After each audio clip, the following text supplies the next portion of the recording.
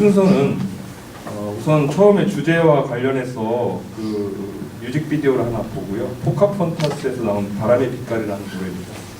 그리고 그 다음에는 다들 잘 아시는 부분이겠지만 지금 현재의 환경 위기가 어떤 식으로 진행되고 있는지 그런 부분에 대해서 한번 살펴보고요. 그 다음에 생명 파괴 현상 앞에서 우리가 왜 이렇게 적절한 대응을 하지 못하는지에 대해서 분석을 좀 하겠습니다. 그리고 그 후에 그 유엔 등 지금 국제사회에서 이런 문제에 대해서 어떻게 대응하는지, 그리고 지금 논의가 시작된 지구본파이 어떤 것인지에 대해서 간단히 소개하겠습니다. 저는 이런 움직임이 지금 우리 코앞에 닥친 생태적 재앙에 제대로 대처하지 못하는 우리 거버넌스 체계를 극복하기 위해서 다시 자연법론이 소환되고 있다, 이렇게 생각을 합니다. 과거의 자연법론이 어떤 인간의 양심, 이성 이런 거에 기초를 두었다면 지금 새로운 자연법론은 현대 과학이 밝혀내고 있는 우주 자체, 그 존재의 신비에 근거를 두고 있습니다. 그래서 우주론적 자연법론이라고 이렇게 부를 수도 있을 것 같습니다. 그 다음에는 구체적으로 우리 권리를 어떻게 봐야 될지에 대해서 조금 보겠습니다. 우리가 자연세계에 다양한 존재들이 가져야 하는 자유와 권리에 대해서도 이제 생각할 때가 된 것 같습니다.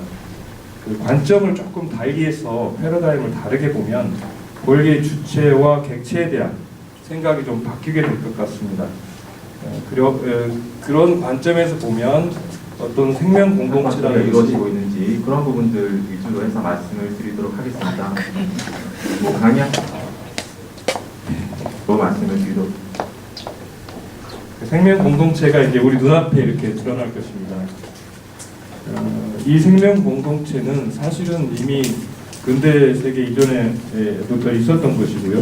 또 우리가 앞으로 미래에 가야 될 방향이기도 합니다. 우리가 다 이 생명 공동체 이론입니다. 그리고 마지막에는 이제 앞에 들었던 음악을 다시 한번 들을 텐데요. 그 느낌이 조금 달랐으면 좋겠습니다.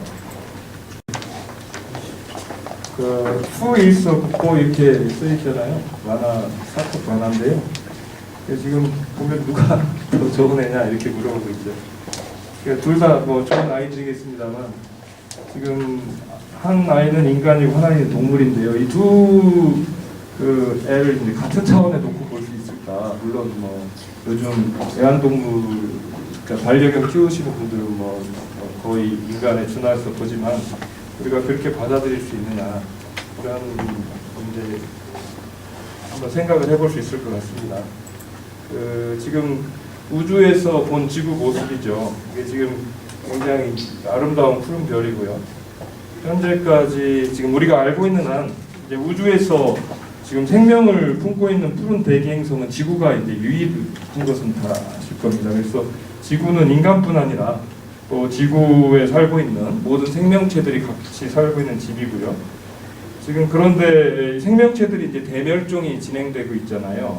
근데 주요한 원인 중 하나가 그러니까 인류의 산업문명이 만들어낸 여러 가지 쓰레기 때문이라는 것은 잘 알려진 과학적 상식입니다. 그러니까 지구가 생명을 잉태한 후에 여러 번 멸종을 거쳐왔지만 신생대는 가장 화려한 생명의 시대였죠. 그러니까 단적으로 보여주는 게 있던 꽃이라든지 이런 것들을 정말 아름다운 새, 뭐 이런 생명체들이 정말 가장 그 다양한 생명의 시대였습니다. 근데 지금 서서히 이 신생대가 저물어가고 있다는 것이 이제 과학계에서 나오고 있는 이야기고, 결국 그 근본 원인이 지구가 갖고 있는 내재적인 자발성이 고갈된다는 것이죠. 그래서 지구가 화성이나 금성처럼 이렇게 불모의 행성이 되어가고 있는 것입니다. 그래서 자연은 반드시 복수를 하고요. 생태위기는 결국 인간의 위기가 되는 것이죠. 그러니까 이 위기는 우리한테 어떤 영적인 것입니다. 인간이 어떤 존재인지, 그리고 인간이 나 자신이 되는 길, 또 자신을 실현한다는 것이 무엇인지에 대해서 이제는 좀 진지하게 생각해 볼 때인 것 같습니다. 그리고 우리가 갖고 있는 패러다임을 좀 전환해야 될 필요가 있고요. 결국 영적으로 산다는 것은 생태적으로 산다는 것이라는 거거든요.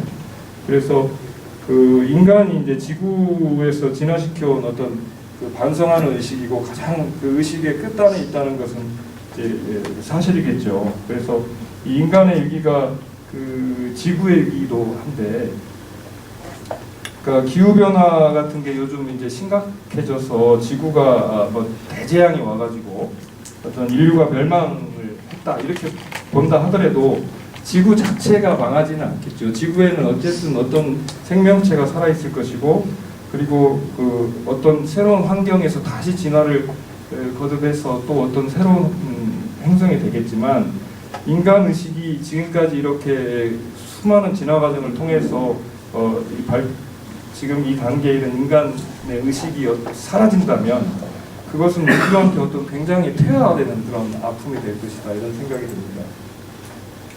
그러니까 이제 우리 공동의 집인 지구에서 어떤 일이 벌어지고 있는지 한번 보려고 하는데요.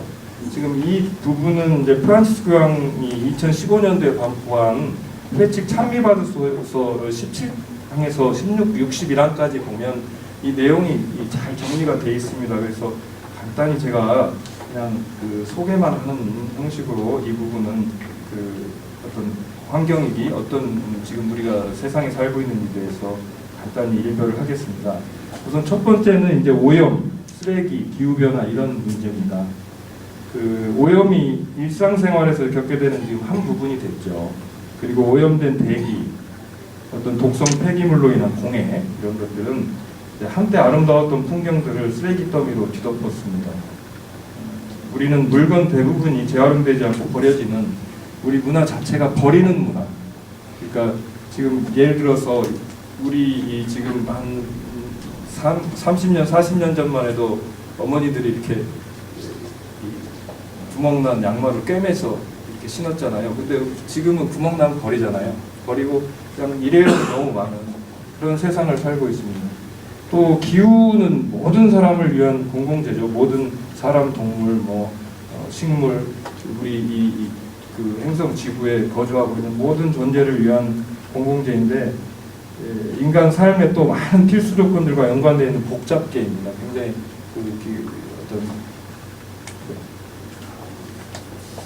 대기권이라든지 수권 이런 것들이 다 상호 서로 이렇게 의존하고 있는 그런 복잡계고, 인간의 활동이 그런데 그런 복잡계 인간의 활동이 지구온난화에 심각한 영향을 주고 있다, 이런 것은 하나의 지금 확실한 과학적 견해로 제기가 되고 있습니다. 기후변화는 모든 생명체의 기초가 되는 탄소 순환에 영향을 미치고 있고, 사용할 수 있는 물 공급을 감소시키고 농업 생산량들이 줄어들고 있습니다. 그래서 가난한 이들이 이런 기후변화에 부자들보다 더 많이 영향을 받게 되는데, 정치적 경제적 힘을 지닌 이런 사람들은 대부분 그 문제를 부정합니다. 저기 보면 이제 굉장히 익숙한 얼굴이 한 분 계신데요. 트럼프 대통령은 기후변화에 대해서 그렇게 심각하게 생각하지 않는 견해를 갖고 있죠. 그리고 이제 두 번째는 물의 문제에 대해서 볼 수 있을 것 같습니다. 현재 상황에 대해서 이제 또 다른 지표들은 물뿐만 아니라 천연자원 고갈과 관련이 되어 있습니다. 특히 이제 부자 나라들은 자연을 낭비하고 버리는 습관이 놀라울 정도가 됐죠. 우리나라도 이제 부자 나라에 속합니다. 깨끗한 식수는 인간의 삶에 필수적이고 또 가장 중요한 문제입니다. 한때 풍부했던 물 공급이 이제는 수요가 지속적 공급을 추구하고 일부 지역에서 물 부족이 나타나고 있습니다. 우리나라가 결코 물이 부족한 국가가 아닌데 지금 물 부족 국가로 분류가 되기 시작했잖아요. 그러니까 우리가 너무 많이 쓰기 때문이죠, 사실은. 이것은 이제 수많은 질병 그리고 죽음의 원인이 되고 있고, 농민들에게는 낮은 생산성 원인이 됐습니다. 또 어떤 곳에서는 이제 이 부족한 물이 시장 논리에 지배되는 상품이 되고 있습니다. 우리 물을 다 사 먹고 있는데 사실은 한 3, 40년 전만 해도 물 사 먹는다는 거에 대해 이해를 못했어요, 사실은. 그리고 그러다 보니까 가난한 사람들은 이제 돈을 주고 물을 사 먹을 수가 없잖아요. 그래서 그 물의 낭비가 지속되는 선진국들은 저개발 물 부족 국가들과의 불평등이 심각한 상황에서 심각성을 인식하지 못하고 있습니다. 물과 그것을 관리하는 것이 이제 매우 중요한 문제가 됐고, 물 부족이 발생하면서 오히려 다국적 대기업들은 이제 물을 통제하면서 이게 커다란 분쟁의 요소가 될 수 있는 상황이 됐습니다. 다음으로 생물 다양성 감소 문제입니다. 그 경제, 상업, 생산 활동에 대한 근시안적 접근으로 지구 자원이 계속 착취되고 있고요. 숲과 산림지대 손실이 생물종 감소로 이어지고 있습니다. 종 감소는 지금 경고 수준까지 왔습니다. 그러니까 동물과 새들과 같은 커다란 동물뿐만 아니라 땅과 습지, 나무에 살고 있는 미생물들도 다 사라지고 있습니다. 고속도로 건설, 수자원 댐, 산림 개발 이런 것들이 이제 자연 서식지를 파괴해서 동물 개체군들을 다 밀어내고 있습니다. 그러니까 생물 다양성 보호를 거의 받지 못하거나 또 적게 받는 토종 생물종이 풍부한 지역, 이런 세계 생태계에서 특별한 주의와 보호가 필요한 지역들이 있습니다. 예를 들어서 지구 허파인 아마존, 콩고 분지, 또 대수층, 또 빙하 이런 것들은 지구 전체와 미래 인류를 위해서 굉장히 중요한 지역인데 북극에서 지금 빙하가 막 녹고 있고 이런 부분은 잘 알려진 사실일 겁니다. 또 대양, 그러니까 어떻게 보면은 큰 대양, 태평양, 인도양 뭐 이런 데가 마지막 남은 공유지거든요. 그러니까 예를 들어서 우리가 소위 공해라고 하는 지역들은 주인이 없으니까 어느 국가든지 마음대로 해도 된다 이런 개념이 있습니다.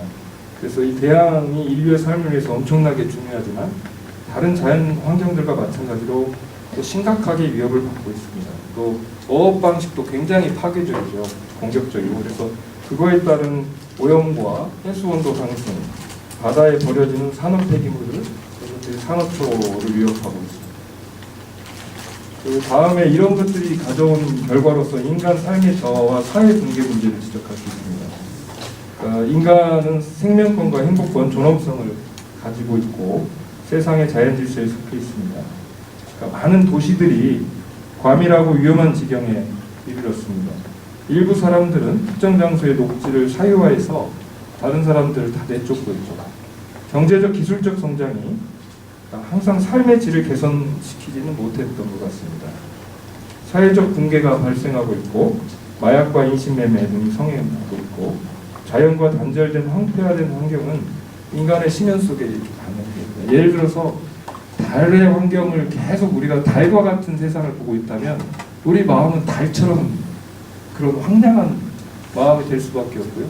예를 들어서 뭐 굉장히 아름다운 꽃과 새와 어떤 짐승들이 어우러지는 자연을 보고 늘 사는 사람은 그 마음속에 자연을 갖고 있죠. 도시의 어떤 찌들린 환경 속에 사는 사람은 계속 그 찌들린 마음을 가질 수밖에 없고 사실은 어떻게 보면 부자들은 조금 더 좋은 환경에 살 수도 있는데 가난한 사람들일수록 지금 오히려 그런 굉장히 열악한 환경에 살 수밖에 없는 그런 문제들이 있습니다.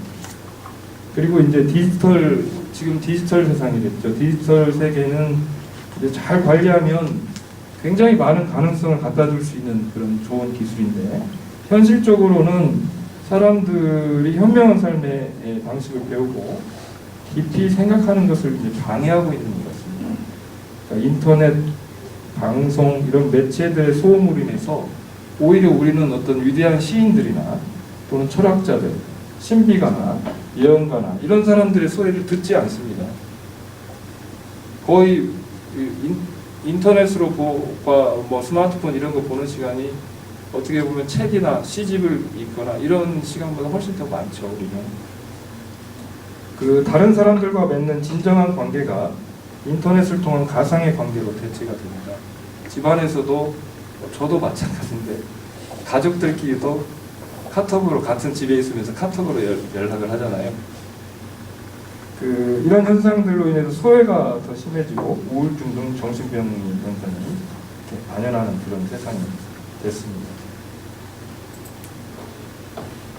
그러니까 더 큰 문제들이 지금 세계 불평등 문제가 굉장히 지적이 되는데요. 사실은 아프리카나 이런 쪽은 우리가 조금 거리가 떨어져 있어서 이렇게 체감하지 못하는 부분들이 있는데 보면 유럽 사람들은 굉장히 바로 가까이서 더 잘 느끼는 것 같아요. 자기들이 문제 해결은 못하지만 그런 문제들에 대해서 문제인식을 더 갖고 있는 것 같습니다. 어쨌든 인간 환경과 자연 환경은 같이 악화되어 가는 거죠. 자연 환경이 악화된다고 해서 인간 환경이 좋아지고 이런 것은 없고 어차피 같이 악화되어 가고 특히 아까 말씀드린 것처럼 취약한 이들에게 더 영향을 미칩니다. 그래서 이런 가난한 사람들이 지구상 인구의 대다수를 차지하지만 부유한 국가들은 이제 대부분 그들의 역경에 무관심한 삶을 살고 있습니다. 그러나 참된 생태적 접근은 언제나 취약한 사람을 살리는 사회적 접근이 되어야 된다. 이렇게 프란시스코 교황께서 말씀하셨고요. 우리는 지구의 부르짖음과 함께 동시에 가난한 이들의 부르짖음에 귀 기울여야 합니다. 그 해방신학자로서 유명했던 레오나르도 보프 신부님 생태 신학으로 돌아선 지가 꽤 됐어요. 그분이 쓴 책 중에 Us Cry or Cry for the Poor 이라는 책이 있습니다. 우리나라에는 생태 공명이라고 해서 얼마 전에 번역이 됐거든요. 그 책이 사실상 좀 프란시스코 교황님이 이 생태 참의받으소서를 쓸 때 많이 반영이 됐다고 합니다. 또 우리한테 이제 지금 양쪽 극단을 슬라이드에 보면 극단이 있지 않습니까? 왼쪽에는 가난한 것이 없어서 먹을 것을 달라고 손짓하는 아이들이 있고 또 지구온난화로 타들어가는 지구가 있습니다. 오른쪽에는 패스트푸드를 먹고 이렇게 탐욕스럽게 바라보는 아줌마도 한 분 계시고요. 그 밑에는 또 엄청난 쇼핑을 하고 있죠. 극도의 이런 소비주의가 문제라는 걸 지적하고 있습니다. 현재 분배 방식에서 소수 사람들이 보통 사람들과 다른 방식으로 소비할 권리가 있다고 믿습니다. 그래서 먹을 사람이 너무 많은 것이 문제가 아니고 먹이려는 의지가 부족한 것이 문제라는 거죠. 세계 지금 농업 생산량을 이 세계 인구를 지금 먹여 부양할 수 없는 상태가 아니고 이게 이제 그 식량 메이저들에 의해서 한쪽으로 집중되고 그들이 쌓아놓고도 안 내놓는 것이죠. 가격을 올리기 위해서. 그런 구조적인 문제들이 상당히 있고 오늘날 생산되는 음식의 3분의 1이 버려지고 있다고 합니다. 그러니까 일반적으로 북반구의 부유한 나라들은 남반구의 가난한 나라들에게 생태적 빚을 지고 있습니다. 이러한 생태적 빚은 가난한 나라들이 희생시키면서 부유한 국가들의 경제 발전에 계속 이바지를 하고 있습니다. 기후변화에 있어서 부유한 국가들은 더 많이 지불해야 하고 환경에 영향을 적게 준 국가들은 적은 정도의 차등적 책임이 있다는 것을 인식을 해야 됩니다. 그러면 끝으로 그 어떤 미약한 반응과 다양한 의견에 대해서 말씀드리겠습니다. 이런 여러 가지 문제들이 있음에도 불구하고 수많은 지금 요란스러운 기술의 진보가 있죠. 그리고 인구가 급속하게 성장을 했습니다. 그러면 우리가 이제 행복해야 되는데요. 인간이 지금 행복하지가 않고 우리나라도 자살률이 어마어마하게 높지 않습니까? 특히 청소년들. 그러니까 이러한 상황은 이제 우리로 하여금 다른 길을 찾아보게 합니다. 근데 문제가 이런 위기에 맞서는 문화는 좀 아직도 좀 부족한 것 같다. 그리고 국제사회 반응도 미약하다. 2015년도에 파리 협정 기후변화에 관한 협약이 체결이 됐지만 미국이 얼마 전에 나왔죠. 그러니까 이 국제정치 사회에서는 이제 각 국가의 개별적인 이익을 위해서 어떤 이런 큰 지구적인 문제에 대해서 대처하는 데 너무 미온적인 감을 보이고 있는 거예요. 이익 집단 세력이 너무 크고 경제적 이익 집단들이 손쉽게 공동선을 내쳐버리는 그런 상황이 있습니다. 사람들은 생태계에 관심을 보이기는 하는데 나쁜 소비 습관은 안 바꾸죠. 자기는 계속 쓰면서 세상은 바뀌기를 바라는 약간 모순된 그런 행동을 하고 있습니다. 그러는 사이에 경제 세력들은 투기와 경제적 수익 추구를 앞세우는 현재 세계 체제를 계속 정당화시키려는 방향으로 가고 있습니다. 소위 말해서 이제 신자유주의 문제를 지적을 하고 있는데요. 지금 그 문제들이 이런 문제들을 해결할 수 있는 걸 많이 방해하는 그런 요소들이 되고 있습니다. 이런 상황의 해결책으로 또 그런 새로운 기술이 적용이 해결해 줄 것이다 이런 생각이 한편에 있습니다. 또 한편에는 인간 자체가 문제니까 지구에서 인간이 차지하는 자리를 줄이자 하는 이 양극단의 아주 극단적인 생태주의적인 사고를 갖고 있는 그런 극단 양쪽, 신자유주의적인 생각과 자본주의자들의 생각과 또 환경주의자들의 생각이 있죠.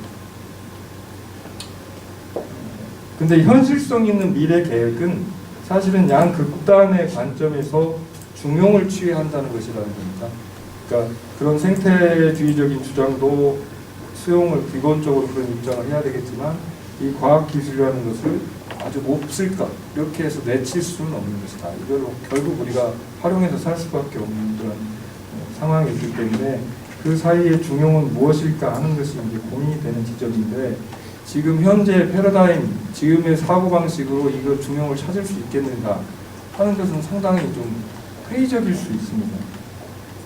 그 환경위기에 관한 세계 문제는 이제 개별적으로 분석되거나 설명될 수 있는 것들은 아니고 그렇긴 하지만 지금 체제가 여러 관점에서 볼 때 과연 지속될 수 있겠냐 하는 그런 생각을 할 수 있을 것 같습니다.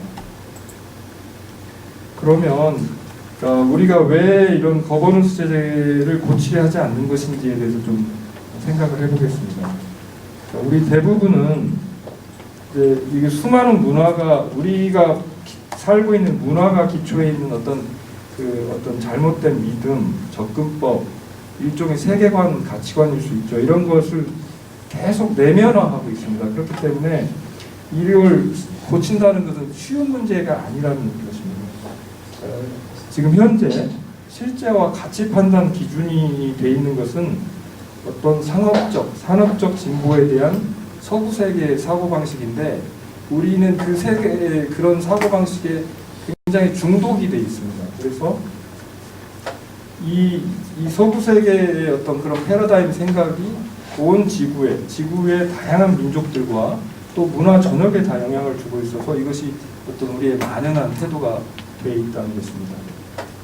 이런 태도의 가장 그 핵심적인 잘못은 우선 그 인간은 환경에서 분리돼 있고 또 지구가 건강이 악화돼도 인간은 번성할 수 있다. 이런 믿음에 있다고 합니다. 그러니까 이 동양 사고 방식에서는 보통 자연이라고 이야기할 때 보면 자연 그럴 때 인간을 자연 속에서 빼고 자연이라고 이야기를 하지 않잖아요. 근데 서구식의 사고방식에서는 자연과 분리된 인간이 따로 있는 거죠. 그러니까 자연 세계가 있고 인간 세계가 있고 이런 사고방식이 암암리에 우리 이 속에 있고 인간을 자연에서 분리된 존재로서 이렇게 갖고 있는데 유럽 역사에서 이 자연으로부터의 분리 신화가 구상된 것이 그 중세 시대의 끝무렵에 있었던 어떤 자연에 대한 이미지 변화 거기에 있었다고 합니다. 그 전에는 어떤 자연이 인간을 양육하는 어머니다 이런 그런 이미지가 있었는데 그 이후에는 어떤 기계, 어떤 인간과 다른 어떤 의식이 없는 물질 이런 걸로 본 그런 이미지 변화와 관련이 있다고 합니다. 이게 그 14세기 유럽 인구가 한 30% 60%에서 60% 사망하게 된 큰 사건이 있었는데 그게 이제 흑사병이죠. 당초에는 아시아 쪽에서 몽골 쪽에서 해서 거기서 거의 한 1억 명 정도를 발사를 시키고 그게 유럽으로 넘어가면서 유럽에서 거의 한 3분의 1 이상 그 인구가 멸절이 됐으니까 생각해 보면 30%에서 50% 죽었다는 건 내 옆에 있는 사람 중에 확률적으로 그러니까 둘 중에 하나 죽는다는 얘기잖아요. 그러니까 얼마나 그것이 큰 사건이었는지 알 수 있습니다.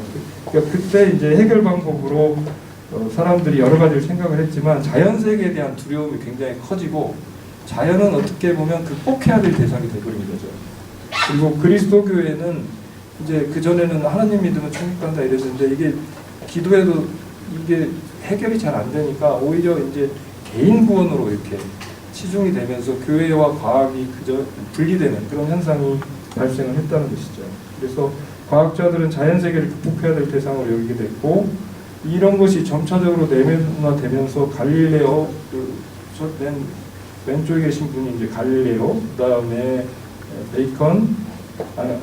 갈릴레오, 베이컨, 그다음에 데카르트, 뉴턴 이런 이제 과학자들로 이렇게 승계가 되면서 이런 신화가 형성이 되고 발전이 됐다고 합니다. 그래서 근데 이제 좀 역설적인 거는 오늘날의 어떤 방법론적인 과학에서의 방법론적인 측면에서 본다면 이 과학자들의 계승자들인 여러 가지 유수한 물리학자나 수학자들이 이런 세계관들을 지금 거부하고 있습니다. 특히 양자역 과학하시는 분들, 양자이론에 기초한 어떤 새로운 물리학은 그 우주가 어떤 역동적 관계망으로 구성된 어떤 단일한 통합적 전체다, 이렇게 좀 생태론적인 주장을 펼치고 있고, 이런 관점이 이제 오늘날 시스템 사고라고 불리는 어떤 것들의 근본이 되고 있는데 그 여전히 우리는 이런 생각을 갖고 있는 것이죠. 그리고 이제 과학 세계에서 우주를 구성하는 관계들이 굉장히 서로 고유한 친밀도를 가지고 있다 하는 것들이 증거들이 많이 쌓이고 있다고. 그래서 지금 이제 이런 그릇된 신념이 결국은 이제 인간과 자연을 분리해놓고 보고, 인간은 의식이 있는 존재고 그 다음에 자연은 의식도 없고 그냥 기계다, 이렇게 보는 관점에서는 인간이 당연히 우위에 있겠죠. 그래서 이런 그릇된 신념은 인간 중심적 세계관으로 이어집니다. 그래서 우리 세계의 지배적인 문화는 다른 종에 대한 우리 종, 인간 종의 우월성, 그리고 인간이 지구를 지배할 권리가 있다, 이런 걸 확신합니다. 이런 확신을 확산시키는데 기독교 교리가, 그리스도 교리가 많은 역할을 했던 건 사실입니다. 그게 어떻게 보면은 이제 성경의 구절을 해석한 구약 성경에 뭐 낳고 번성하고 지배하라, 이 구절을 해석하는 문제였는데 지금 신학자들은 조금 다르게 해석을 하죠. 그것을 꼭 그렇게 해석할 필요가 없었다, 이런 이야기를 하지만 적어도 근대 세계에 있어서 그것이 영향을 미친 것은 사실입니다.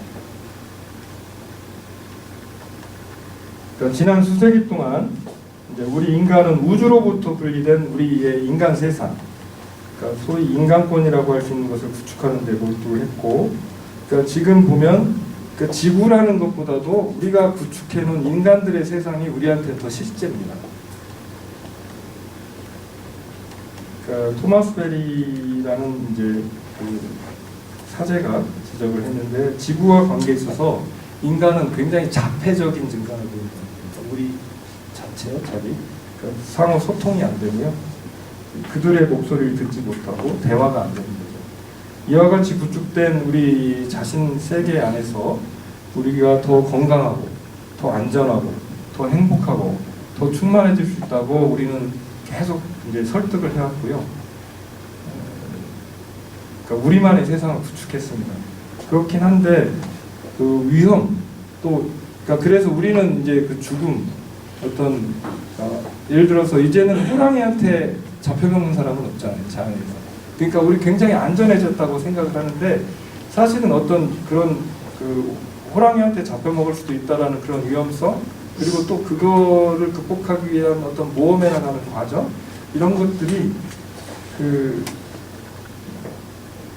그러니까 어떤 그 죽음, 이런 것들이 어떤 모험을 위한 조건, 전제고, 그런 모험이 없이 살아가는 삶이 굉장히 지루하다는 거예요, 사실은. 너무 안전한 게 좋은데 사실은 지루하죠. 그래서 굉장히 그로부터 생기는 어떤 인간 자체가 갖고 있는 소외현상, 이런 것들이 많이 생길 수밖에 없다고 이렇게 이야기를 합니다. 그 옆에 지금 그 슬라이드를 보면 이제 에콜로지컬 이 그림들 많이 보셨죠?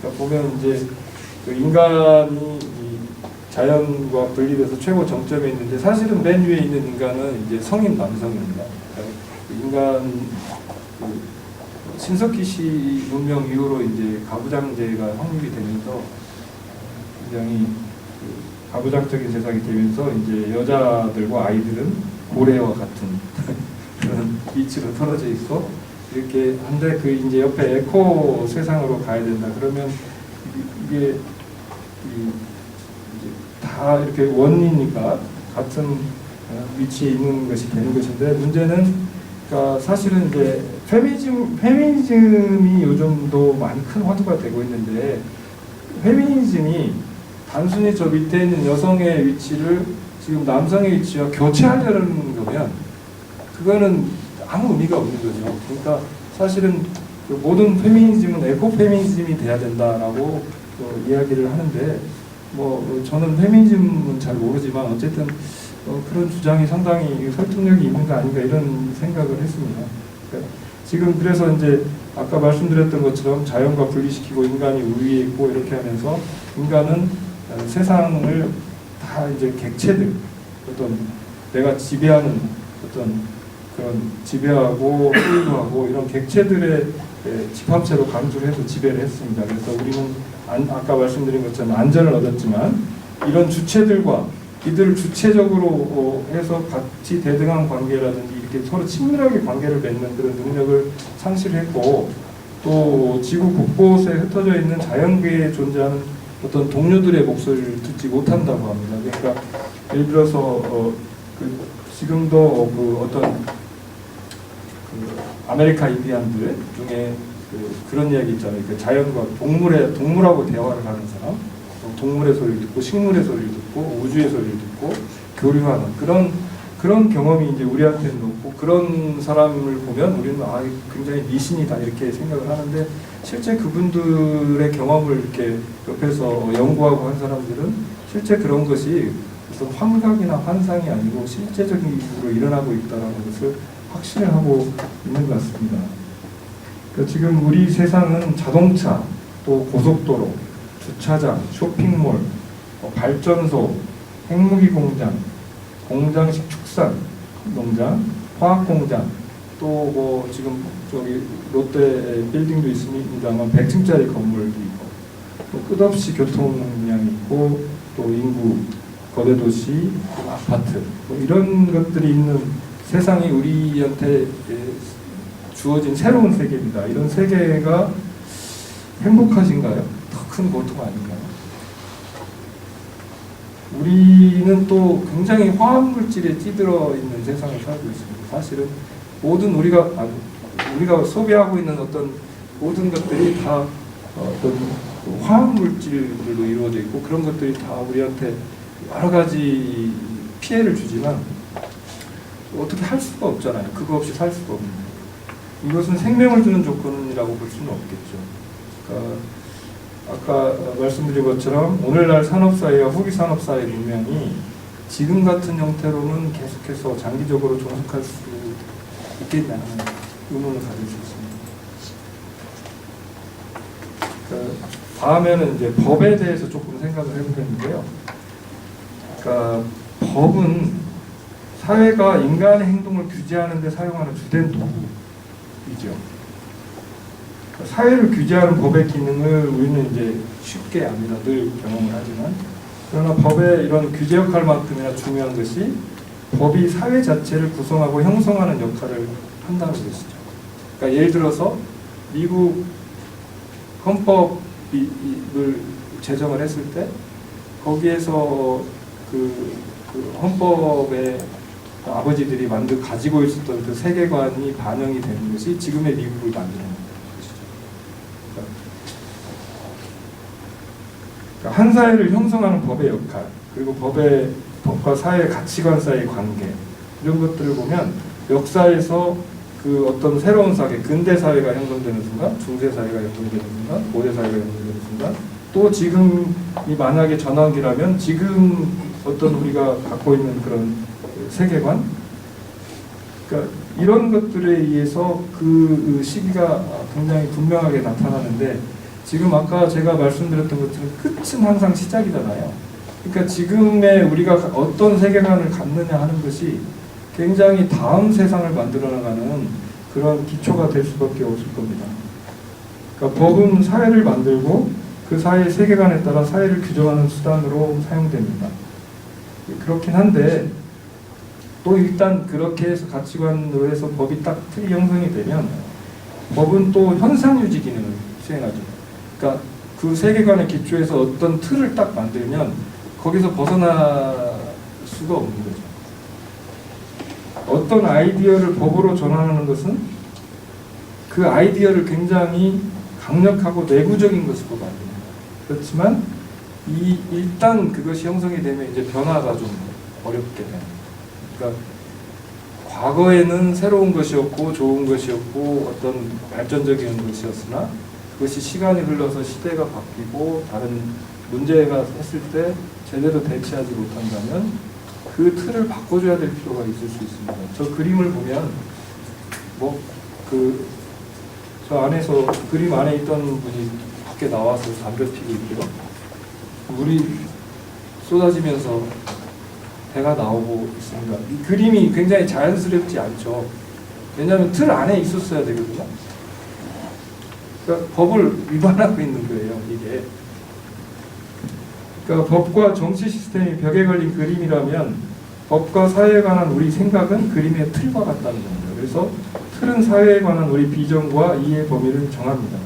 우리 거버넌스 체계를 볼 때 우리의 비전, 우리가 묻는 물음의 한계, 이것은 이미 거기에 존재하는 틀에 따라서 규정이 되어 있습니다.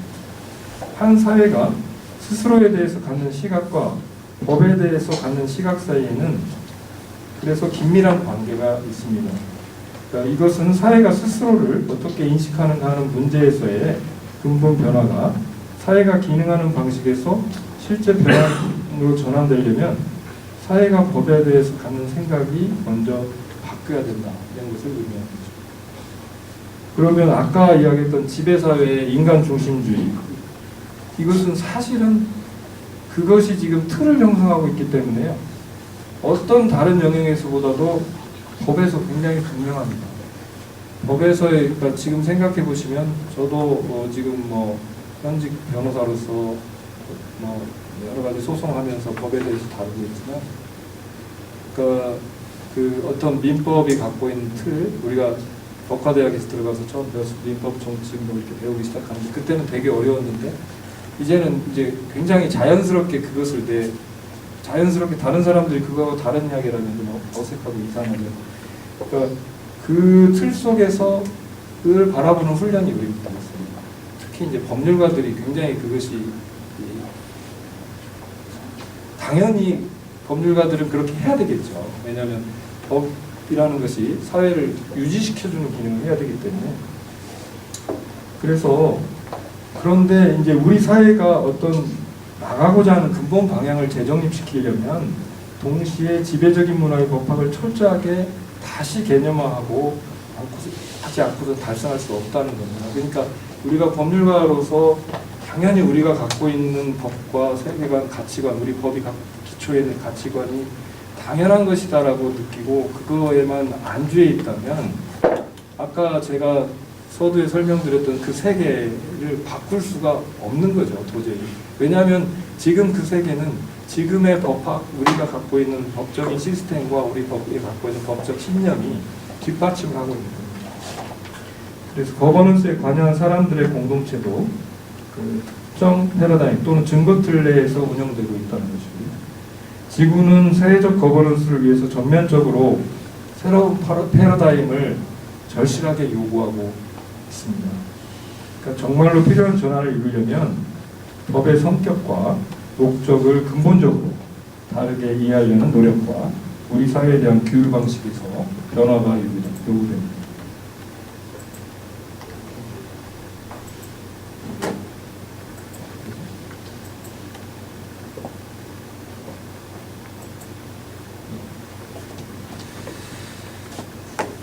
음, 2015년도에 유엔에서 지속가능 발전 목표라는 것을 발표를 했는데요. 이 유엔 지속가능 발전 목표는 2015년 9월 25일 제70차 유엔 총회에서 채택한 유엔 2030 2030 지속가능 발전 의제에 포함된 17개 목표, 지금 여기 17개 목표가 나와 있습니다. 그것과 169개의 세부 목표, 타겟이라고 하는데요. 목표는 골이고 세부 목표는 타겟이라고 하는데 이것을 말하는 것입니다. 그러니까 요거 이전에 2000년도에 유엔이 새천년 개발 목표 MDGs라는 걸 만들었어요. 그 틀이 15년 동안 갔습니다. 2001년부터 2015년까지. 이것을 대체하는 국제사회 공동의 발전 목표로 유엔을 비롯한 국제기구 공동의 정책 프레임워크로 이것이 기능을 할 것입니다. 그래서 지금 모든 기업체라든지 모든 국가들이 여기에 맞춰서 세팅을 다시 다 하고 있습니다. 지속가능 발전의 3대 축인 사회발전, 경제발전, 그리고 환경 분야 등 이게 모두 15개 목표와 거버넌스, 그리고 이행수단과 파트너십, 이렇게 5가지로 구성이 되어 있습니다. 그러니까 지금 이게 15개 목표, 그 다음에 그러니까 15개 목표는 사회발전, 경제발전, 환경 분야 이렇게 세 가지가 있고요. 그게 이제 앞에 15개가 그렇게 되어 있고요. 그 다음에 16번째가 거버넌스고요. 17번째가 파트너십입니다. 근데 이제 그동안에 그 앞에서는 경제 사회적인 문제에 많이 밀려 있었는데요. 지금 그 SDGs로 오면서는 우선순위에서 밀려있던 환경 문제가 경제 사회와 통합된 목표 제안이 됐습니다. 이런 의미에서 이게 굉장히 이제 의미가 있게 보이는 건데요. 6번이 지금 거기 보면 6번이 여기 6번이 지금 물과 위생시설이고요. 7번이 에너지입니다. 그리고 여기 11번이 도시와 인간 거주지, 12번이 소비와 생산 양식, 13번이 기후변화, 14번이 해양, 15번이 육상 생태계와 산림, 이렇게 7개 목표가 환경과 직접적으로 관련되어 있고요. 특히 목표 12번, 이게 지속가능한 소비와 생산 양식의 보장에 관한 것인데요. 그러니까 세부 목표 12.8 타겟 중에 12.8이 뭐냐면 2030년까지 모든 사람이 지속가능한 발전과 자연과의 조화, 그러니까 이게 하모니 위드 네이처라는 건데요. 이것을 이루는 생활 양식에 대해서 인지하고 필요한 정보를 가질 수 있도록 보장한다, 이렇게 정했습니다. 여기서 하모니 위드 네이처, 자연과의 조화, 이것은 2009년 4월 22일 날 유엔 총회에서 세계 지구의 날로 선포하고, 또 2009년 12월 달에 하모니 위드 네이처에 대한 첫 결의를 함으로써 유엔의 주요한 의제가 됐습니다. 그러니까 자연과 조화라는 게 유엔에서 굉장히 중요한 의제로 채택을 했습니다. 그 후에 유엔에서는 2011년부터 매년 하모니 위드 네이처 대화, 그러니까 인터랙티브 다이얼로그 오브 더 제너럴 어셈블리 온 하모니 위드 네이처 이렇게 되어 있는데요. 이런 대화를 다이얼로그를 개최하고 있습니다. 그리고 2015년 유엔 지속가능 발전 목표가 채택된 뒤에 12월 유엔 총회는 목표 12와 세부 목표 12.8의 하모니 위드 네이처 관련해서 지구법 파악이라는 것을 주제로 다루는 결의안을 채택했습니다. 지구법 파악이라는 이제 저희가 어스 주리스프루던스라는 것인데요. 이것을 근거로 해서 2016년부터는 유엔이 지구법 파악과 관련해서 하모니 위드 네이처를 대화를 계속 개최하고 있습니다. 제가 드리고자 하는 말씀은 지구법 파악, 어스 주리스프루던스라는 굉장히 새로운 개념이지만 국제사회에서 이것이 공식적으로 채택이 되고 논의가 되고 있고 계속 연구가 되고 있는 과제이고, 갑자기 우리가 이렇게 우리끼리 모여서 이야기하는 그런 주제는 아니고요. 이것이 상당히 공식적인 주제라는 겁니다. 그러면 이제 하모니 위드 네이처가 주제로 다루고 있는 지구법 파악이라는 게 무엇일지 약간 이제 궁금한데요. 그러니까 지구법 파악이 국제사회의 의제로 떠오르게 된 계기는 여기 지금 사진에 있는 토마스 베리하고 그 영국의 가이아 파운데이션의 역할이 컸습니다. 토마스 베리는 2001년 4월 그 미국 버지니아에 있는 에어리 센터에서 가이아 재단이 주최한 제1회 지구법 파크회의에서 그 앙드레 킴브렐 등 토마스 베리의 지구법 파악을 이해하고 그 에어리 원칙이라고 알려진 지구법 파악 원리를 추출하기 위해서 토론을 했습니다. 거기에서 10가지 원칙이 나오는데요. 뒤에서 다시 설명을 드리겠습니다.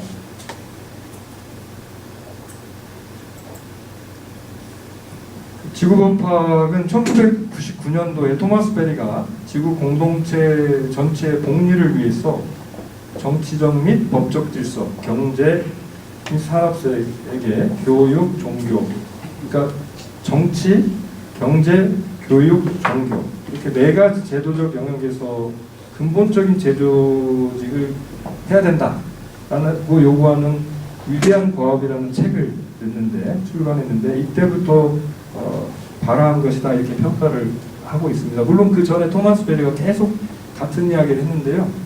그때 이 책이 나오면서 좀 그 부분에 대한 여러 가지 정리가 됐고 개념이 그리고 가이아 파운데이션이 붙었어요. 그래서 그 부분에 대해서 같이 이제 그 약간 국제사회 의제를 만들기 시작한 거죠. 토마스 베리의 사상은 이런 겁니다. 그러니까 산업문명의 후유증, 아까 말씀드렸던 산업문명의 후유증으로 야기된 생태계 파괴의 직접적 원인이 직접적인 원인은 인간이 그 산업혁명과 그 후 발달된 과학기술을 오용해서 자연을 착취한 데 있습니다. 그게 직접적인 원인이죠. 그렇긴 한데 근본적인 원인은 아니에요. 그것이 표면에 나타난 원인이지만 보다 근원적인 원인은 이거를 방임하는 세계관이나 우주관에 있다고 봤습니다.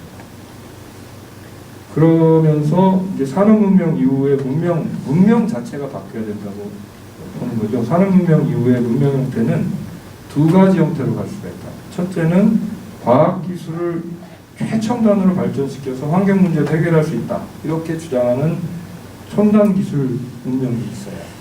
그게 첫 번째고, 두 번째는 아니다. 기술만 발전시켜서 될 문제가 아니고 인간과 자연의 관계를 지금처럼 서로 대립하고 착취하는 관계가 아니고 상호 공존하는 방향으로 재정립하는 생태 문명의 길로 가야 된다. 이 두 가지 길이 있다는 것입니다. 그런데 인간과 지구 생태계가 미래에 생존하기 위해서는 첨단 기술 문명이 아니라 생태 문명을 선택해야 된다. 이렇게 토마스 베리는 결론을 내리고 있고요. 그래서 미래 시대에는 예를 들어서 우리가 좌파, 우파 이런 이야기 많이 해왔지 않습니까? 20세기에는. 근데 지금 아직도 우리 사회는 우리 정치권은 뭐 좌파, 우파를 아직도 하고 물론 지난번 촛불혁명 이후로 많이 그 부분은 이제 좀 극복이 돼가고 있는 것 같습니다. 그전에는 사실 레드 하면 끝나는 거잖아요. 근데 토마스 베리는 앞으로 시대는 그 기업체, 다국적 기업과 생태주의자들 어느 쪽으로 갈 것이냐는 싸움인 겁니다. 그 생태 문명으로의 전환을 위한 일련의 작업은 토마스 베리가 또 지구의 꿈이라는 책을 썼는데요. 그 지구의 꿈에서 거기 그 안에 있는 또 조그만 그 지구의 꿈이라는 조그만 소논문이 있습니다. 거기에서 말한 있는 문화부, 컬처럴 코드를 유전부, 제네틱 코드의 명령과 적절히 관련 있는 문제로 합니다. 이 얘기는 무슨 얘기냐면, 그러니까 우리 문명이 약간 병들었을 때 우리는 다시 원래 우리 유전적으로 우리가 어떤 그 코드를 갖고 있는지, 그리고 우리 지구가 어떤 꿈을 갖고 있는지 거기로 들어가서 다시 거기에서부터 문명을 끄집어 와야 된다는 그런 이야기입니다. 그 에얼리 회의 아까 말씀드렸던 2002년 에얼리 회의 이후로 가이아 재단 등이 지구법 파괴에 관한 워크숍 각종 행사 활동을 지속적으로 진행을 지금도 하고 있습니다. 그리고 2008년 9월에 에콰도르에서 그 자연의 권리를 헌법에 규정을 했습니다. 그리고 인도나 뉴질랜드, 콜롬비아 이런 여러 나라 법원에서 자연의 권리에 대해서 판결들이 좀 강의 권리 이런 게 인정되는 그런 판결들을 선고하고 있고요. 라틴 아메리카에서는 또 세계 지구권 선언 이런 것도 했고, 이런 국제적 차원 운동이 굉장히 활발합니다. 최근 들어서는 아까 말씀드렸던 것처럼 그 전 세계 지구법학 전문가들이 함께 모여서 자연과의 조화라는 대화를 진행하고 매년 보고서가 작성되고 있습니다.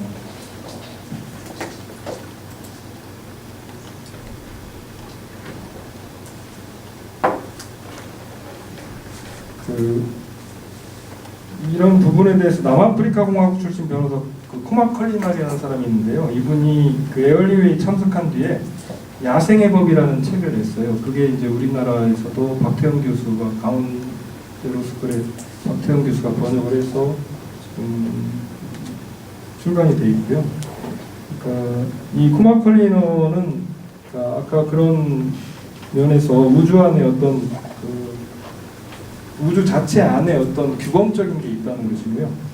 그래서 이 규범적인 것에 이 규범은 어떤 규칙, 원칙, 그런 자연의 규칙 자체는 아니고 거기서 나타나는 어떤 이끌어낼 수 있는 어떤 특성이라고 합니다.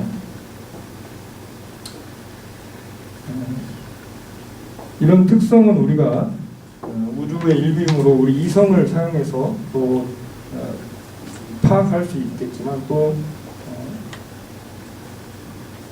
어떤 자기 성찰, 자연과의 공감 이런 걸 통해서도 이 원칙은 이해할 수도 있는 원칙이라고 하고요.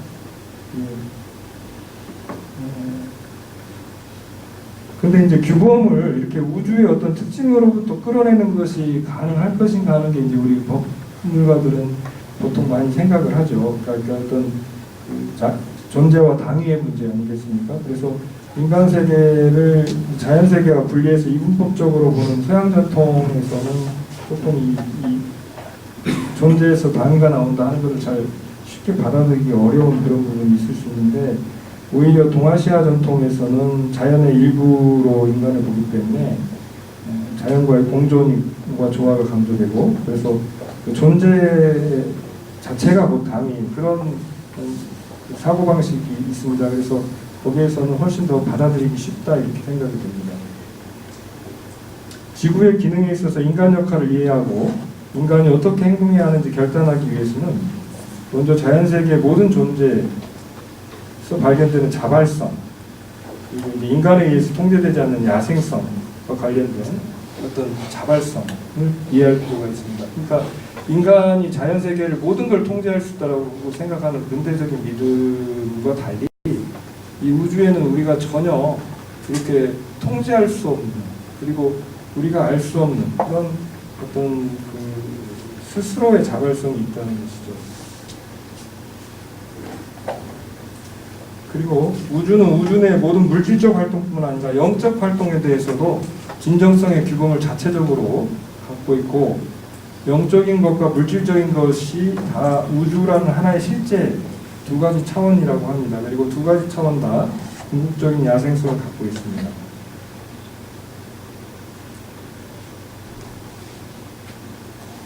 그 지구법학은 위대한 법학 이런 소위 말하는 아까 코마칼리넌이 이야기했던 그런 위대한 법학 우주 안에 있는 규범 안에 깃들어 있고 그것을 확장시키는 그런 것입니다. 그래서 이런 입장은 인간의 양심 이성에 기초한 인간 중심적인 자연법론과 대비해보면 우주론적 자연법론이라고 이렇게 생각합니다.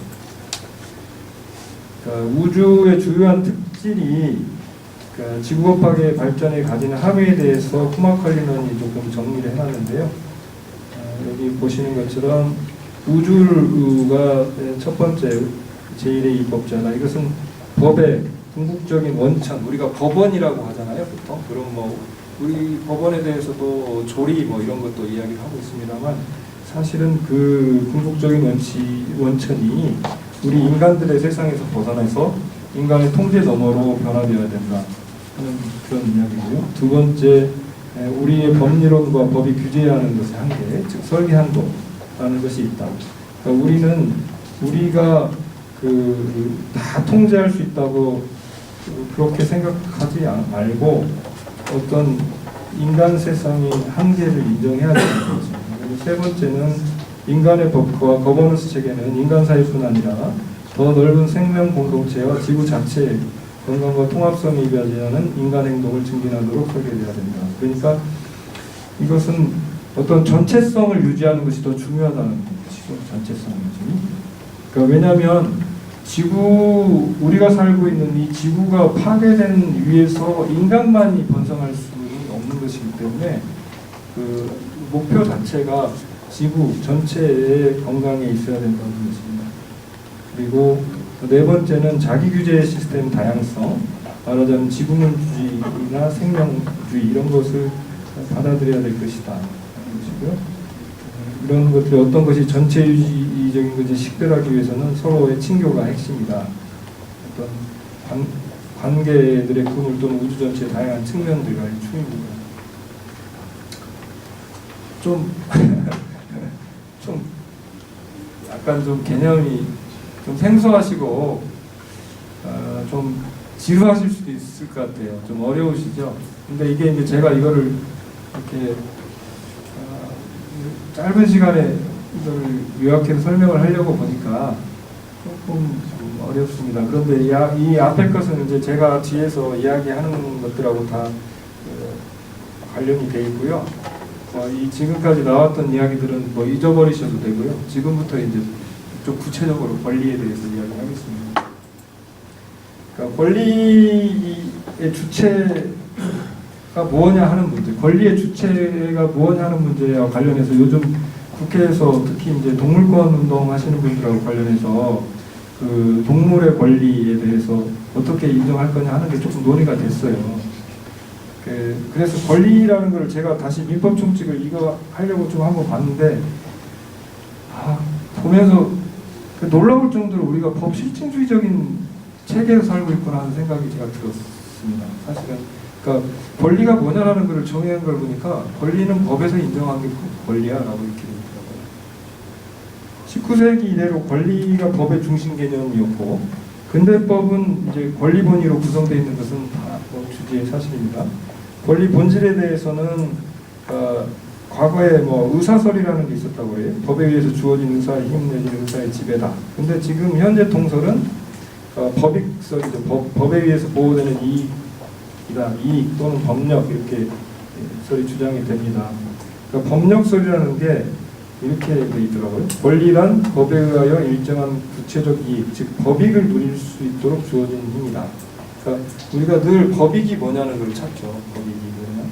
그러니까 그 법익이 어떻게 주어지는가. 물론 그것을 끌어내기 위해서 입법자들이 국회에서 여러 가지로 자기들끼리 논의하고 하지만 결국은 뭐 그 철학적 기초가 뭐였는지와 상관없이 일단 이것이 법익이야라고 정해져서 주어지면 그게 법익이 되는 거예요.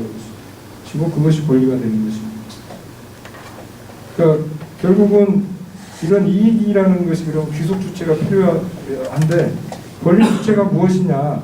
법에 의해서 권리를 향유할 수 있는 힘을 부여받은 자가 권리 주체, 법적 인격이라고 하는데 이것도 법에서 정해놨습니다. 우리 민법상으로는 자연인과 법인 두 가지가 있죠. 이런 전통적인 관점에서 동물이나 자연의 권리를 인정하기는 어렵습니다. 이게 지금 여기 나와 있는 뭐 시 같기도 하고 뭐 이상하죠. 근데 이게 실제로 나무의 소유자가 어떤 운전자가 지나가면서 자기가 좋아하는 나무를 이렇게 치고 갔어요. 나무가 손상이 됐어요. 그래서 이 나무의 입장에서 소송을 제기를 했는데 이게 미국의 오클랜드 미시건 카운티의 항소심 법원에서 이제 뭐 당연히 원고의 청구가 기각이 됐겠죠. 그러니까 약간 우리나라에서 생각해보면 도롱뇽 소송 비슷한 겁니다. 그랬을 때 그 항소심 법원의 판결을 이렇게 썼다는 거예요. 한번 보면 나무에 배상하라는 소송을 우리는 결코 볼 수가 없으리라 생각했다. 심하게 훼손된 나무의 감청에 근거해 청구가 준비된 소송. 본체가 찌그러진 자동차를 상대로 몸통이 심하게 손상된 나무는 다툴 준비가 되었다네. 다정한 보살핌을 지속적으로 영원히 요구할 수 있는 나무. 우리 세 사람은 꽃을 사랑하지만 1심 법원의 명령을 유지해야 한다. 그러니까 약간 좀 조롱하는 것 같기도 하고 좀 그렇긴 한데요. 어쨌든 우리가 갖고 있는 한계를 보여주는 것입니다.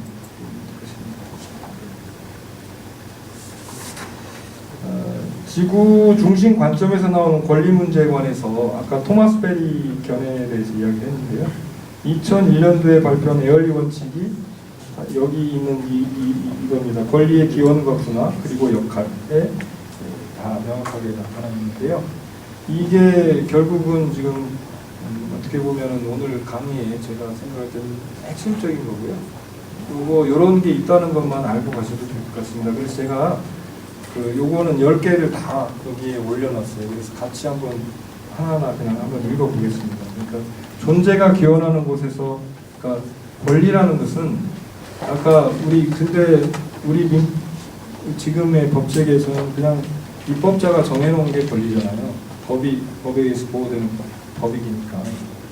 근데 존재가 권리라는 것은 그게 아니고 존재가 기원하는 그 장소에서 권리가 발생한다는 겁니다. 존재를 결정하는 것이 권리를 결정한다. 두 번째는 현상 질서 속에서는 우주를 넘어서는 존재의 맥락은 없기에 우주는 자기 중거적 존재다.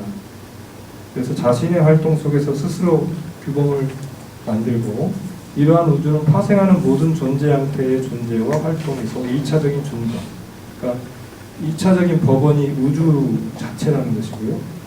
그러니까 우주는 객체들의 집합이 아니고 주체들의 친격이다. 주체로서 우주의 모든 성원들은 권리를 가질 수 있다. 행성 지구의 자연계는 인간과 동일한 연원으로부터 권리를 갖는다. 그 권리는 우주로부터 존재에게 주어진 것이다.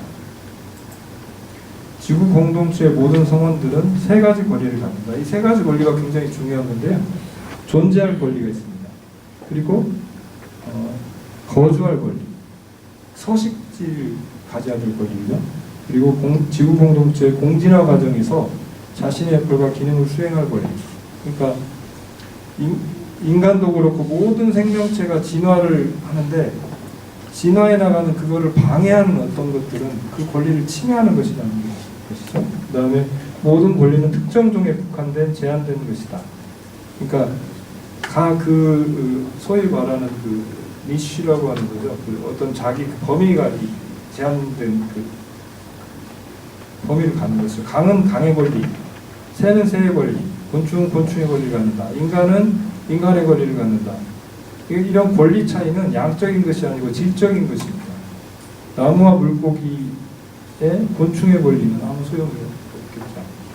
그리고 7번째로 인간의 권리는 다른 존재 형식이 자연 상태로 존재할 권리를 파기할 수 없다. 인간의 재산권은 절대적이지 않다. 재산권은 단지 특정한 인간, 소유자의 특정한 일부, 재산 간의 양쪽 모두의 이익을 위해 특별한 관계일 뿐이다. 권리에 대해서 이야기를 하지만 어떤 본질적인 권리가 있습니다. 그리고 재산권은 상대적인 것이죠. 종은 개체 형태나 양, 우마나 물고기떼 등과 같은 집단 형태로 존재한다. 따라서 권리는 단순히 일방적인 방식으로 종이 아니라 개체나 집단과 관련된다. 그리고 여기서 제시된 권리들은 지구 공동체의 다양한 성원들이 다른 성원들에 대해서 갖는 관계를 수립한다. 행성 지구는 상호 의존적인 관계로 상호 밀접하게 연결된 하나의 공동체다. 지구 공동체의 모든 성원들은 직간접적으로 스스로의 생존에 필요한 영양 공급과 조력, 지원을 위해 지구 공동체의 다른 성원들에게 의존한다. 포식자와 피식자의 관계를 포함하는 이 상호 영양 공급은 지구의 각 요소가 포괄적인 존재 공동체 내에서 갖는 역할이 필수 불가결한 것이다. 인간의 특별한 양식은 10번째는 인간의 특별한 방식으로 자연세계를 필요로 할 뿐 아니라 자연세계에 접근할 권리도 갖는다. 이는 물리적 요구는 물론 인간의 지성이 요구하는 경이로움과 인간의 상상력이 요구하는 아름다움, 그리고 인간의 감정이 요구하는 친밀성을 충족하기 위한 것이다. 이 10가지 이거는요, 박태영 교수가 번역한 그 야생의 법에 보면 요게 잘 나와 있습니다. 토마스 베리가 여기서 사용하는 권리 개념은 다시 말해서 이거는 우주에서 도출되는 지구 공동체 구성원들의 근본적 권리 이런 것인데요. 이거는 지금 현재 우리 법 시스템에서 창출된 권리 개념하고 정확하게 이렇게 들어맞는 건 아니에요. 그래서 이제 이걸 구별하기 위해서 지구권, 어스라이트라는 용어로 사용하기도 하는데요. 이런 맥락에서 우리가 말하는 소위 말하는 인권이라고 우리가 이야기하고 있는 이것은 우리 인간성을 규정한 핵심 특성과 관련돼서 이제 특별한 보호를 받을 가치가 있다고 보는 그런 어떤 특정 범죄의 권리 아니겠습니까? 예를 들어 생명권, 이런 핵심 인권들은 내재적인 것으로 보잖아요. 인간이 예를 들어서 그걸 천부인권 이렇게 이야기를 하는데 그 천부인권 하늘이 줬다, 신이 줬다 이거를 믿는 사람은 요즘처럼 이렇게 세속적인 세상에서 그런 것은 없을 것이고요. 오히려 우주 자체에서 그 권리가 나온다, 내재적으로 나온다, 그 자기 존재 자체에 토지에서 나오고 있다는 것이 훨씬 더 현대인한테 좀 설득력 있는 설명 방식일 수 있을 것 같습니다. 그러니까 이런 맥락에서 보면 동물이나 식물, 나아가서 무생물까지도 존재할 권리, 거주할 권리, 지구 공동체의 공진화 과정에서 자신의 역할과 기능을 수행할 권리, 이런 것을 갖습니다. 그래서 보통 이게 10가지 원칙이 있긴 한데요. 보면 지금 3번이 굉장히 중요하고요. 그 다음에 아까 5번 굉장히 중요합니다.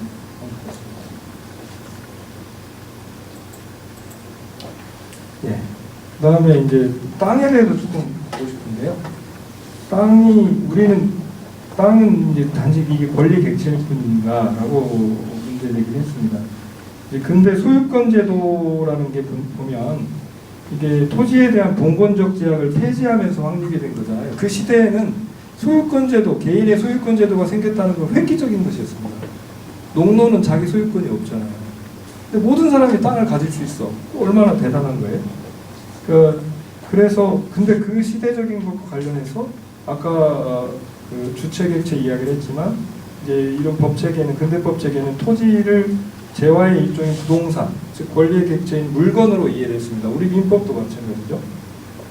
토지 소유자는 토지를 직접적, 배타적, 전면적으로 지배해서 사용 수익 처분할 수 있는 권리를 갖고요. 1789년 이제 프랑스 인권 선언에서 소유권을 신성불가침한 절대적인 것으로 표방을 하고 사유재산 제도의 기초가 확립이 됐습니다. 근데 20세기 들어서 아시다시피 소유권의 절대화에 따른 부작용이 좀 사회 문제가 됐고, 그래서 사건의 공공성이 좀 강조가 돼서 좀 변형이 됐죠. 그래서 소유권 그렇긴 한데 소유권 제한이 여전히 인간에 대해서 효용성이 있느냐 하는 측면에서 제한을 하는 것이지 그 토지, 땅 자체의 어떤 그런 그 권리? 이런 건 생각을 못하죠. 그리고 또 토지라고 하지만 그것이 토지는 단순히 토사의 집합이 아닙니다. 거기에는 수많은 생명체들이 살고 있고 또 유기체들이 있고 동식물 포함해서 뿐만 아니라 거기에는 수많은 미생물들이 있어요. 과연 그들의 권리, 그들이 보살핌을 받아야 될 법적인 어떤 그런 의무, 이런 것은 어떻게 되는가라면 전혀 생각해 본 적이 없죠. 근데 생각을 해보면 토지라는 것은 그냥 지구의 일부 아닙니까? 지구의 일부. 그리고 토지라는 것은 토지와 지구가 약간 성스러운 차원을 가지고 있다, 이렇게 믿는 사람도 있고 안 믿는 사람도 있겠지만 이 토지가 인간의 정신과 마음에 어떤 영향을 미치는 건 분명해요. 옆에 보면 이제 지적도가 있고 고향의 봄이라는 풍경이 있잖아요. 이 고향의 봄을 어떤 생각이 드시나요? 고향의 봄 그림을 보시면서 이게 토지가 인간의 정신과 마음에 어떤 영향력을 행사하죠. 인간의 정체성, 우리가 고향이라는 걸 생각하는 것은 이 땅과 관련이 되어 있고요. 그것은 자기 기원과 관련이 되어 있습니다. 우리가 고향에 대해서 어떤 깊은 어떤 애착과 애정을 갖는 이유는 그것을 자기 기원이라고, 오리진이라고 생각하기 때문이에요. 지금 시대 우리 도시에 살고 있는 우리 아이들은 고향이 있습니까? 이상한 끝이죠. 그러니까 이게 참 그 땅과 이렇게 유리되는 어떤 현대인의 그런 애환이라고 할 수 있습니다. 그 땅에 대해서는 현재 주장 행사하는 권리보다는 그 땅과의 관계가 갖는 책임성을 좀 이제 강조할 필요가 있겠다는 생각이 들고요. 그러니까 토지의 이용 용도에 중점을 두기보다는 어떤 관계지. 그러니까 예를 들어서 이런 겁니다. 농업구역 안에서 농지로 사용될 것이냐 이런 걸 묻는 것보다는 그 점유자가 땅을 얼마나 더 보존하고 보호하고 그리고 단순히 인간뿐만 아니라 지구에 그리고 거기에 살고 있는 생명체들의 어떤 이익이 되는 방식으로 이 사람이 활용할 수 있는 사람입니다. 그럼 땅을 어떻게 잘 효율적으로 이용하는 사람이 그 땅을 점유하는 것이 좋은 것인지 땅을 잘 보살피는 사람이 적용하는 것이 무엇인지 우리는 그걸 생각을 할 필요가 있다. 그 한때 땅을 돌보는 것은 성스러운 책임이었는데요. 이런 것을 다시 받아들임으로써 관계의 친밀성을 계속 심화시키고 그것이 손상됐을 때 이것을 회복시킨다면 오히려 영적인 면에서도 우리가 완전한 면을 볼 수 있습니다. 이것은 의제 허백년이 그린 무릉도원이라는 그림인데요. 그 지구는 보면 둥근 공 모양의 어떤 실체죠. 근데 이게 균일한 실체는 아니거든요.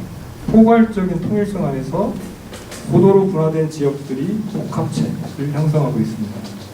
이 지역들이 각각 다 지질학적인 형태, 기후조건, 생명 형태를 갖고 있고요.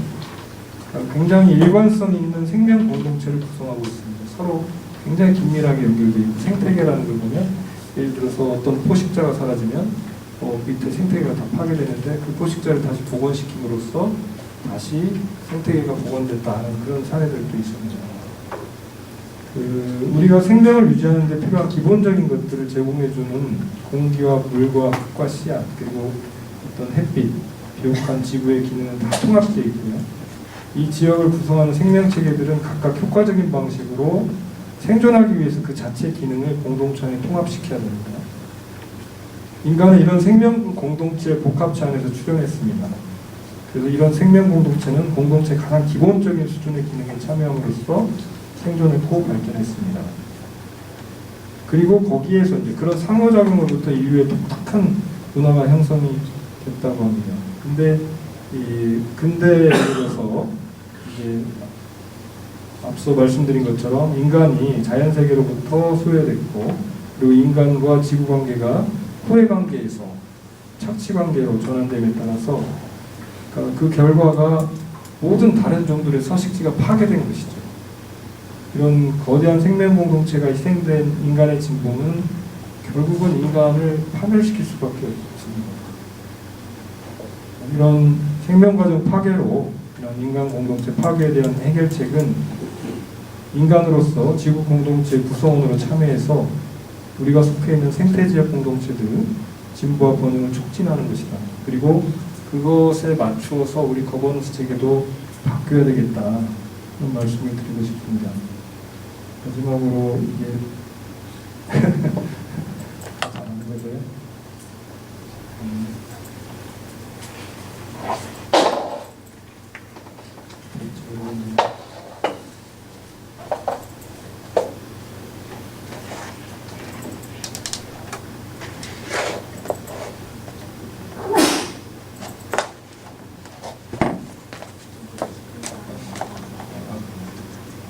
안 가요? 그러면 지금 생략을 하겠습니다. 그리고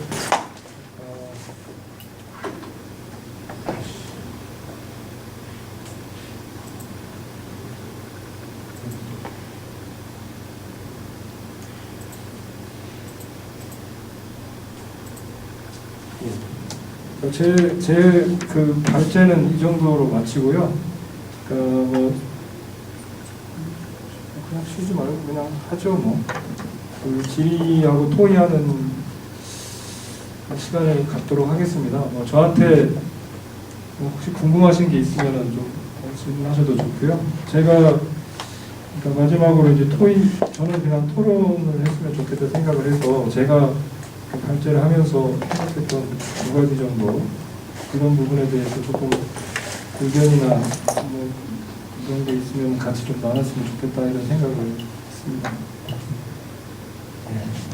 네, 감사합니다.